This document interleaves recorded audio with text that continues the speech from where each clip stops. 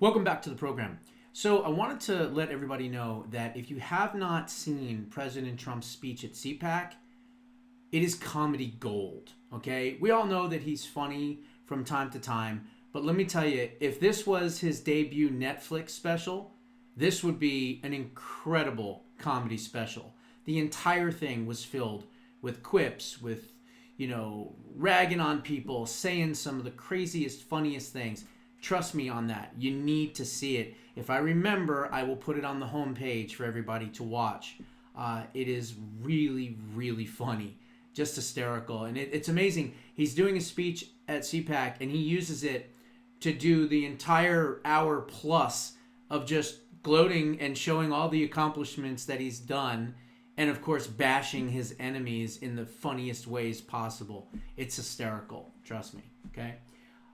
The other thing is the breaking news of the day is Dan Bongino is now going to be the deputy FBI director. This means that he is now the number 2 person at the FBI working right underneath the director, Kash Patel. And of course, he serves at the pleasure of Kash Patel, but more importantly, he also serves at the pleasure of President Trump.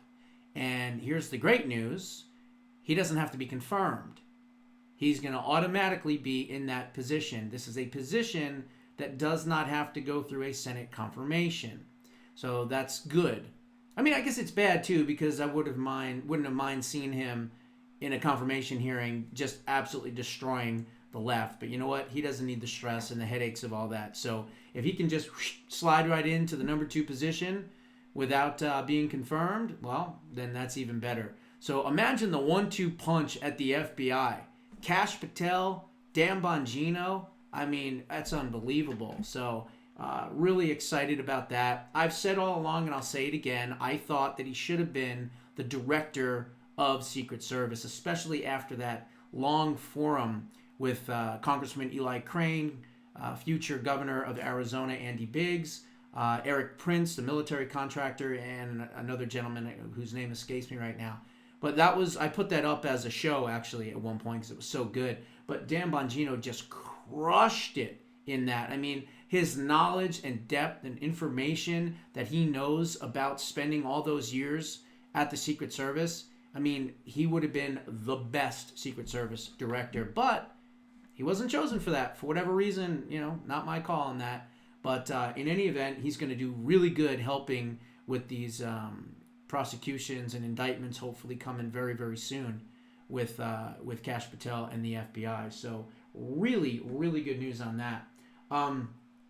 The other thing that I thought was pretty funny is, you may have probably heard this, or maybe you've seen it. I don't know, but I'm going to cover it just real quick. So apparently, President Trump put out a statement on Truth Social in which he said, Elon Musk is doing a great job, but I would like to see him more aggressive than he's already been. Unbelievable. Remember, we have a country to save, but ultimately to make it greater than ever before, MAGA. So, after he got this message, Elon Musk said, consistent with President real Donald Trump's instructions, all federal employees will shortly receive an email requesting to understand what they got done just last week. He's not asking them for a complete itinerary of everything that they've done on their job, right? No. What have you done last week? Give me the bullet points of what you've done last week. And if you don't answer, well, then you're going to be fired regardless. And we will assume that that is your resignation letter, is what he's saying. Now, the left is trying to tell him, other federal workers are trying to tell him, oh, just ignore it. He can't fire you. Oh, really? Yeah? Well, why don't you ask Sean Spicer, Stephen Miller, and Joe Biden about whether or not anyone can be fired? I think we already know the answer to that. So yes, they can, and yes, they will be fired. But I just love it. I really, really love that they're taking it this aggressively.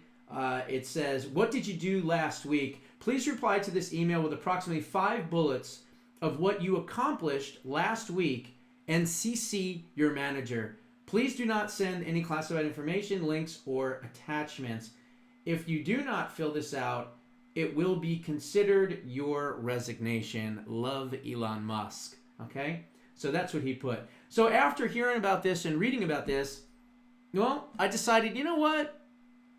How about if we help DoGE? How about if we help Elon and Big Balls and the rest of the crew? And I don't know, maybe they're asking these 10 questions. Maybe they're not. I don't know. I'll be honest, I have no idea. But if I was doing the job interviews and I was working at DoGE and I looked at these people and say, well, can you tell me exactly what you do here? Okay, like in the movie Office Space. This is what I came up with, and this is what I would ask. So here it is. 10 questions the DoGE team must be asking to every federal worker to justify, that's right, justify their existence. Accountability, quotas, deadlines, performance reviews, progress reports, report cards, midterm exams, final exams, dissertations, etc. You name it. Every single thing since we could walk, talk, and crawl, and most importantly, learn, we have had to justify our positions in life on. Our stature, our rankings, and yes, our viability at every stage and level of our lives. Why should the federal government be treated anything different, right? By the way, they're our employees. They don't technically work for the federal government. No, that's just where they are supposed to be. They're not even there because they're all home, doing whatever they're doing and not working ever. I don't want to get graphic or vulgar, but I'm sure you understand. And so they're our workers, okay? We don't work for the government. The government works for us. You are our bitch. Okay? So if you're not doing your job, bitches, guess what? You're going to get fired. That's right, you're going to get fired because we're going to elect the people that are going to go in there and fire you. You work for us, not the other way around. And it's about time these pin-headed politicians wake up and realize they don't have jobs unless we give them jobs. So they answer to us and their constituents, not the other way around. So, like I said, why should the federal government and their, quote, workers be any different? Why should they not have to prove their worth? Why shouldn't they have to prove their value and prove their value continuously to continue to receive a paycheck, right? Everybody in business, if you go to work and you just screw off and don't do anything, guess what? You're going to get fired. Why? Because the expectations were that you were going to do number 1, number 2, number 3, number 4, number 5, 6, 7, 8, 9, 10, whatever it is that you're supposed to do, your responsibilities for that day. If you don't do them and you don't do them over and over and over again, guess what? You're not going to have a job, okay? And the same thing, if you go to college, if you go to school, whatever, if you're not performing, if you're not getting good grades, you're going to fail out. Nobody owes you a living. Nobody owes you a degree. Nobody owes you a paycheck, okay? So if you're in a sales room and, you're selling things, if you're not selling anything and the top guy is, well, they're probably going to get rid of you so they can hire somebody else to fill in that void so that they can have more and more people selling their product and service. So again, accountability. Why should the government be any different? They shouldn't. As a matter of fact, I would argue that we should scrutinize them even more. Why? Because we hired them. That's why. Okay? So then I go on to say this.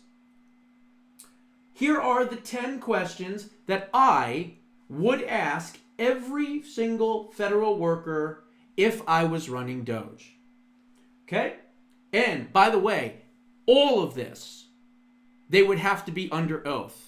Okay, I would have some type of, the Bible, hand up, whatever you're going to testify to me right now for this quote unquote interview, as whether or not we're going to continue to work with you and allow you to work for our government.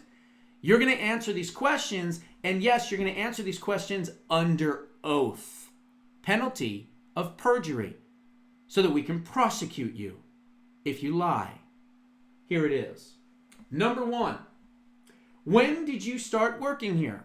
I want to know the day. I want to know the time. I want to know the hour. I want to know the location. I want to know the year, the month, the week, all of it. Okay? How long have you been working here? That would be number 1. Number 2, how did you get this job? Did you just apply for this job? Did you know anyone that already worked for the government and you said, oh, hey, I can just use that person's name and I can get this job too? Did you get appointed? How did you get this job? So that would be that one. Number 3, did someone recommend you, appoint you, or did you not know anyone associated with this agency for which you are about to work? Remember, you're under oath. Number 4, tell me 10 things, okay, about this agency that you have learned, and what type of suggestions have you given in the duration of time that you have been working for this agency to make this agency run better, cheaper, more efficient, and more professional. And be specific. Okay? Number 5, how many days a week, a month, a year do you actually work here on premise? Okay? That's another one. Number 6, name 10 things that you are required to do that nobody else in your position is relegated to do. And what are those 10 things? Be specific and let us know. This way you can get rid of redundancy. Let's say you have one person responsible for doing A, and then the next person is responsible for doing A and B, and the next person is responsible for doing A and B and C. Well, then why not get rid of A and B and just keep A, B, and C? Do you see what I'm saying? We can get rid of redundancy. What is it that makes you so special that you are so valuable to this agency that X, Y, and Z doesn't do your job? Okay? That's the types of questions that I would ask. Now, the next one. What have you done in your time here working for this agency to save taxpayers money? Please be specific. Dates, times, and locations. Number 8, have you ever posted, liked, shared any photo, document, meme, video, etc. of President Trump or any of his cabinet members in both his first term and in this term that have helped organize, strategize, undermine, or protest against President Trump or any of his cabinet members or supporters? Remember, you're under oath. Number 9, are you now or have you ever been in the past associated with, connected to, given financial support, or participated with any individual, group, or organization affiliated with Antifa, Black Lives Matter, Hamas, Hezbollah, Boko Haram, Islamic Jihad, Muslim Brotherhood, ISIS, Al-Qaeda, or any other radical, extreme, anti-government or anti-police group, individual, or organization? Again, you're under oath. And 10, why specifically do you want to continue to work in this agency under President Trump? Give 10 reasons, and again, remember, you're under oath. Okay? Now, I'm pretty sure if Elon Musk and the Big Balls crew asked these types of questions, our government would be thinner than my hairline, okay? Which is already pretty thin to start with, okay? And what would happen is government would be smaller, government would be less powerful, government would be in check, and government would be working with us, not against us. again. Okay? So those are the questions that I would be asking if I was running Doge, which of course I'm not. But I did send this to Elon Musk.